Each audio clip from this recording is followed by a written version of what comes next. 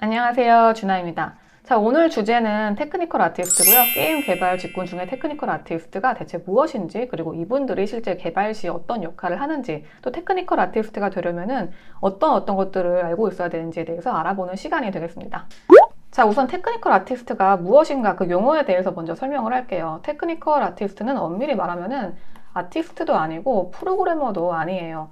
요 중간 지점에 있는 게 테크니컬 아티스트라고 할 수 있는데, 아티스트와 프로그래밍의 지식을 동시에 갖추고 있어야 돼요. 자, 요분들이 하는 일은 게임 내에서 아트를 원활하게 구현하기 위한 파이프라인 개선 서포트 작업을 하고요. 그래서 프로그래밍 언어도 어느 정도 알고 있어야 합니다. 자, 그럼 테크니컬 아티스트가 왜 필요할까요? 우리가 옛날에 마리오 게임 같은 게 나오던 시절에는 뭐 그래픽도 단순하고 도트도 스프라이트니까 그래픽적 요소 자체가 별로 복잡할 일이 없었겠죠. 근데 오늘날 나오는 게임들, 여러분들이 좋아하시는 그런 게임들을 보면은 캐릭터도 굉장히 복잡하고 배경도 복잡하고 물, 불, 시뮬레이션 이런 식으로 그래픽적으로 구현해야 되는 요소가 훨씬 많아요. 자, 이렇게 그래픽이 복잡해졌는데 테크니컬 아티스트는 이런 멋진 그래픽들을 실제로 게임에서 구현할 수 있게 도와주는 그런 역할을 해요. 자, 그럼 테크니컬 아티스트가 게임 개발 시에 실제로 어떤 역할을 하는지 업무를 한 4가지 정도로 나눠서 설명을 드릴 건데요. 자, 제일 첫 번째는 리깅이에요. 여러분들이 하는 이런 게임 보시면은 뭐 캐릭터가 움직이고 뛰어다니고 하지만은 실제로 이런 캐릭터를 제작을 할 때는 T포즈나 A포즈로 이런 식으로 화면에 보이는 것처럼 만듭니다. 자, 여기 T포즈고요. 캐릭터가 지금 팔을 벌리고 T자 모양으로 서 있죠. 그래서 T포즈라고 보통 말을 해요. 자, 리깅이 어떤 거냐면은 이 캐릭터 안에 뼈를 심어서 지금 여러분 다리뼈 보이세요? 여기 지금 잘 안 보이지만은 여기 연두색으로 뼈가 캐릭터 안에 들어가 있는 걸 볼 수가 있는데 이 뼈를 심은 다음에 이렇게 오른쪽 그림처럼 여기 팔에 있는 뼈를 회전을 했을 경우 팔이 지금 쫙 펼쳐진 상태에서 이렇게 아래로 내려가죠. 자, 이렇게 캐릭터가 동작을 취할 수 있게 해주는 거를 리깅이라고 해요. 자, 요게 그냥 뼈만 캐릭터 안에 심으면 끝나는 그런 간단한 작업이 아니고 3D 이런 메쉬가 있을 때 이 점을 버텍스라고 하는데 이 버텍스를 이 뼈에다가 연결을 해줘야 돼요. 리깅을 만약에 잘못했다, 버텍스 연결을 잘못했다 그러면은 이렇게 팔을 내리는 동작을 취했는데 이 반대쪽에 있는 버텍스가 딸려 올라갈 수가 있어요. 그래서 팔이 뭐 이렇게 된다든지. 그래서 리깅 작업을 꼼꼼하게 해주는 게 굉장히 중요해요. 실제 리깅을 마친 다음에 캐릭터에 움직임을 주는 건 보통 애니메이터가 하고 테크니컬 아티스트는 리깅만 합니다. 그리고 캐릭터에 보통 뼈를 심어서 리깅을 하지만 예를 들면 화면에 보이는 이런 깃발 같은 거 이런 거는 물리 효과를 줘서 시뮬레이션을 하는 게 뼈를 심어서 애니메이팅을 하는 것보다 좀 더 자연스럽고 보기에도 좋아요. 그리고 이런 사람 머리카락도 마찬가지고 이런 경우에는 데이터가 여유가 있다면 시뮬레이션을 주는 게 훨씬 자연스럽겠죠. 테크니컬 아티스트는 이런 시뮬레이션 작업도 해서 캐릭터가 움직이고 또 소품 같은 게 이렇게 바람이 불거나 했을 때 자연스럽게 보일 수 있도록 그런 작업을 해줍니다. 자, 여담으로 여러분들 게임 하다가 이렇게 기괴하게 깨진 캐릭터 얼굴이라든지 이렇게 팔다리가 이상하게 늘어난 캐릭터들 이런 거 경험해 보신 적 있을 거예요. 자, 이런 것들은 무슨 이유에서인지는 몰라도 리깅 데이터가 깨져서 이런 현상이 발생을 하고요. 뭐 게이머 분들은 보면서 아, 이거 왜 이래 하고 좀 웃으시겠지만은 좀 개발자들한테는 상당히 골치 아픈 일입니다. 왜냐면은 이 데이터가 왜 깨졌는지 무엇 때문에 이런 버그가 생겼는지를 또 찾아야 되니까요. 자, 테크니컬 아티스트가 하는 두 번째 일, 테크니컬 아티스트는 리깅 말고도 아티스트를 위한 커스텀 툴들을 만들기도 해요. 뭐 마야, 지브러시, 서브스탄스 페인터 그 밖에 다양한 툴들, 다양한 이미 상용화된 그런 툴들을 이용을 해서 아티스트가 보통 아트 작업을 하는데 실제로 개발 시에는 이 툴에서 제공하는 그런 기본적인 기능 말고 또 새로운 기능을 필요로 할 때가 많아요. 자, 어떤 기능을 필요로 하는지 제가 예시를 좀 들어드릴게요. 자, 여기 발더스 게이트 3 게임의 스크린샷을 가져왔는데 저도 재밌게 했습니다만은 여기 보면은 종족이 거의 10가지인가 그 이상이 나오더라고요. 여기 왼쪽 모양처럼 좀 딸뚱하게 생긴 노움 같은 캐릭터도 있고 오른쪽에 길쭉한 엘프 같은 캐릭터도 있고 근데 제가 게임 내에서 만약에 이렇게 생긴 갑옷을 얻었을 때 이 갑옷을 제가 다른 캐릭터한테 입히고 싶으면은 또 그냥 이렇게 입힐 수 있더라고요. 그러면은 갑옷이 이런 짧은 캐릭터에도 입힐 수 있고 긴 캐릭터한테도 입힐 수 있는데 이 말인즉슨 종족이 만약에 10가지가 된다면 10가지 종족별로 각기 다른 이 갑옷 모델 데이터가 존재한다는 뜻이고요. 실제로 이 게임을 개발을 했을 때 이 게임을 개발한 아티스트 누군가는 이 똑같은 가구 파일을 10번 고쳤을 거예요. 왜냐면 게임 내에 10가지 종족이 존재하고 그 종족마다 체형이 다 다르니까요. 자, 이렇게 10가지 모양으로 고치려면은 손으로 고쳐야 되니까 시간이 상당히 많이 걸리는 작업이 될 수밖에 없어요. 자, 근데 만약에 실력 있는 테크니컬 아티스트가 있어서 이 테크니컬 아티스트가 캐릭터 체형별로 의상 사이즈를 조절해주는 이런 멋진 툴을 만들었다고 가정을 해볼게요. 이 툴이 100% 완벽하진 않다고 하더라도 만약에 이런 툴이 있으면 작업하는 시간을 상당히 절약할 수 있어. 예를 들면은 뭐 10시간을 손으로 하면 10시간을 걸릴 거를 5시간으로 줄여줍니다.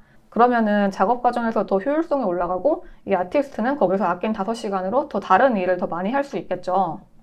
이렇기 때문에 큰 게임 회사들은 테크니컬 아티스트 그리고 툴 개발에 투자를 굉장히 많이 해요. 왜냐면 이렇게 툴을 개발을 해서 효율성을 올리면은 결국 파이프라인이 개선이 되고 또 게임 개발이 효율적이 되거든요. 이런 식으로 아티스트의 파이프라인 개선을 위해서 필요한 툴들을 제작하는 게 또 테크니컬 아티스트의 역할이기도 해요. 테크니컬 아티스트가 하는 세 번째 역할은 또 쉐이더 제작인데요. 테크니컬 아티스트는 게임 엔진에 사용하는 쉐이더를 제작을 하기도 합니다. 자, 쉐이더랑 매테리얼은 같은 뜻이고요. 지금 여기 화면 보시면은 다양한 재질의 공이 있죠. 여기는 뭐 금속 재질, 이건 반투명, 뭐 이거는 고무 이런 식으로 질감이 다 다른데 이게 무슨 뜻이냐면은 이렇게 여러분들이 게임 화면 영상 같은 걸 보면은 게임에 보통 인물도 나오고 배경도 나오고 풀도 나오고 뭐 자연물 굉장히 다양한 장면이 나오는데요. 자, 요런 게임에 나오는 인물의 피부, 머리카락, 옷, 유리 이런 것들은 보통 재질별로 쉐이더를 다른 걸 사용을 해요. 왜냐면 그렇게 해야지 렌더가 더 사실적으로 보이고 질감 표현도 쉽거든요. 자, 반면 이런 툰 렌더링 쉐이더 베이스 기반 게임들은 뭐 좀 사실적인 이미지를 구현하는 게임보다 질감 차이가 그렇게 크지 않아요. 그래서 아무래도 쉐이더의 개수가 좀 더 적겠죠. 자, 이렇게 게임 스타일, 내가 정말 사실적인 환경을 구현하는 게임을 만드느냐 아니면 약간 툰 렌더링 식의 게임을 만드느냐에 따라서 쉐이더에 약간씩 차이가 있는데 자, 근데 일반적으로는 이런 식으로 사람 피부 느낌을 사실적으로 표현하게 해주는 그런 질감의 재질 쉐이더가 따로 있고 또 여기 보시면은 이렇게 반짝거리는 차의 표면 같은 차의 페인트 같은 이런 재질을 표현하게 해주는 그런 쉐이더가 따로 있어요. 상용화된 엔진 중에 여러분들 많이 쓰실 것 같은 이런 언리얼 엔진 같은 경우를 보면은 이런 엔진에서 제공을 하는 기본 내장되는 프리셋 쉐이더가 있습니다. 이게 언리얼 엔진 쉐이더 노드고요. 근데 실제로 이거를 개발할 때는 뭐 그냥 쓸 수도 있겠지만은 최적화에 적합하지 않다던가 예를 들면 이 쉐이더가 우리가 원하는 데이터보다 너무 무겁다 아니면 원하는 형태의 질감이 프리셋에 없다던가 해가지고 쉐이더를 새로 만들 필요성이 생기기도 해요.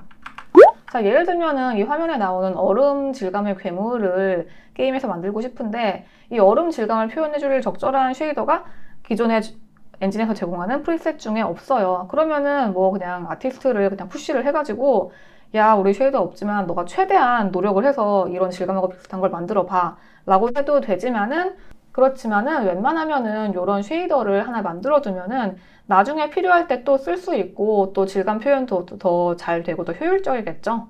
뭐 북미 같은 경우에서는 저도 이제 북미에 있긴 하지만은 많은 게임사들이 자체 엔진을 써서 개발을 하고요. 이유는 제가 다른 영상에서 설명을 한번 드렸는데 자, 자체 엔진 같은 경우는 회사에서 처음부터 그냥 맨땅에서부터 개발을 해야 되는 거니까 당연히 쉐이더를 만들어야 돼요. 우리가 만드는 게임에 필요한 쉐이더의 종류, 개수에 따라서 쉐이더를 만들어야 되는데 또 이런 쉐이더 제작하는 역할을 테크니컬 아티스트가 맡습니다. 자, 테크니컬 아티스트의 네 번째 업무는 파일 관리하고 최적화예요. 폴더 관리, 파일 관리를 또 테크니컬 아티스트가 맡는데요.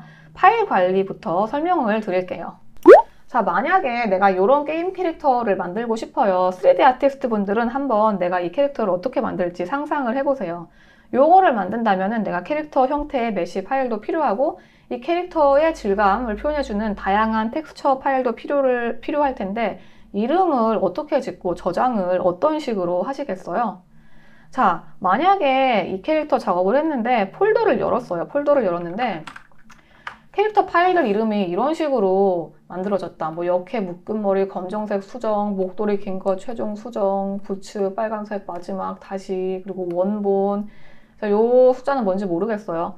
자, 만약에 폴더를 열었는데 이런 식으로 파일 이름이 저장되어 있다. 그러면 그 게임은 개발 망합니다. 자, 제가 캐릭터 아티스트니까 캐릭터 아트 파트를 예로 들었는데 캐릭터를 보통 한 개 만들 때 텍스처 파일이 뭐 한 20개에서 30개 정도 나와요. 게임마다 약간씩 차이가 있는데 자, 근데 여러분들 게임 하실 때 보통 캐릭터가 몇 명 나오나요? 제가 뭐 게임마다 하나하나 세보진 않았지만은 웬만한 규모의 게임들은 NPC를 합치면은 쉽게 100명 혹은 그 이상까지 나오는데 그러면 텍스처가 뭐 몇천 개가 되겠죠? 근데 만약에 텍스처 이름을 이렇게 지었다. 이러면은 이 이름은 나밖에 알아볼 수가 없어요. 작업이 힘들어지겠죠? 이런 일들이 발생을 할 수가 있어요. 게임 개발은 기본적으로 협업이기 때문에 내가 만든 파일을 그냥 나만 보는 게 아니고 내가 만든 파일 우리 팀의 다른 사람이 고치고 또 옆에 팀에서 그 파일 쓰고 그 파일을 갖다가 또 다른 팀에서 쓰고 거의 모든 사람들이 내가 만든 파일을 다 만지기 때문에 어떻게 저장하느냐, 어떤 이름으로 저장하느냐 이게 굉장히 중요하고요. 찾기 쉽고 명확한 규칙이 있어야 돼요. 뭐 그런 규칙이 없이 아까처럼 마구잡이로 폴더에 저장하고 파일 이름도 만들었다. 그러면은 옆에 동료 개발자가 와서 님 그 파일 어디 있어요? 저 못 찾겠어요. 그러고 나는 내가 그 파일 만들었는데 이름이 뭔지 모르겠어요. 이렇게 슬픈 상황이 발생을 하고요. 이러면 다들 힘들어지기 때문에 파일 관리가 굉장히 중요하고 또 이 파일 관리에 대한 규칙을 테크니컬 아티스트가 세우기도 합니다. 또 최적화 작업을 테크아트가 맡기도 하는데요. 최적화 작업은 예를 들면은 우리가 내부에서 이렇게 파이널 판타지 같은 멋진 게임을 만들었어요. 거의 다 개발을 했는데 요거를 출시하고자 하는 플랫폼 뭐 예를 들면 플스 그런 거에 맞게 포팅을 해야 되는데 이 게임이 너무 무거워가지고 아트 데이터가 너무 무거워서 안 돌아간대요. 자, 그러면은 발매를 할 수가 없겠죠. 그럼 원인을 찾아내서 문제를 해결해야 되는데 다양한 원인이 있을 수가 있어요.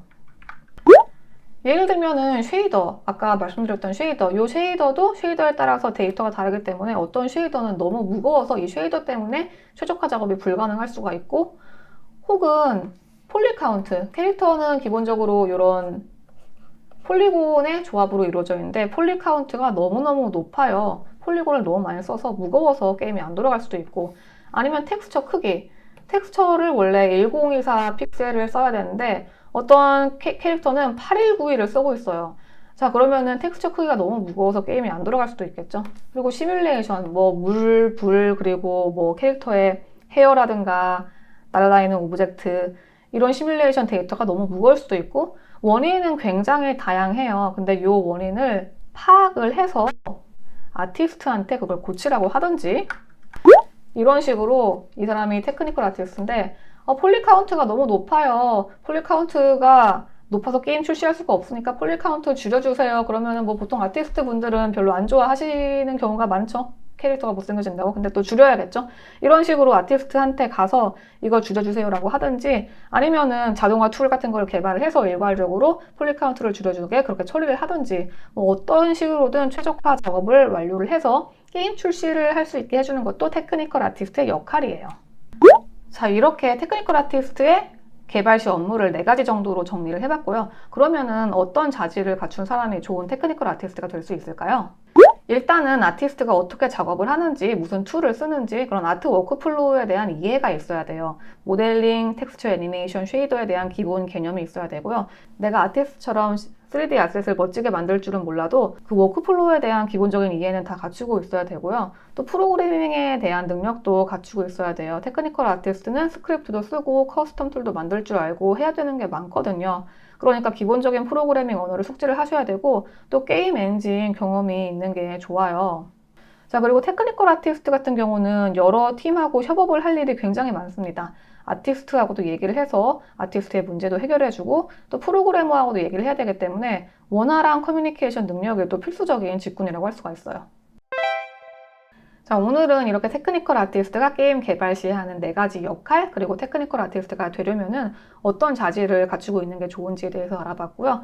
만약에 본인이 아트에 대한 관심도 많고, 그리고 코딩도 할 줄 안다면은 게임 개발 직군 중에 테크니컬 아티스트를 고려를 해보시길 바래요. 굉장히 멋진 직업이라고 생각을 하거든요. 자, 그럼 저는 다음에 또 다른 내용으로 찾아오겠습니다. 다음에 뵐게요. 안녕.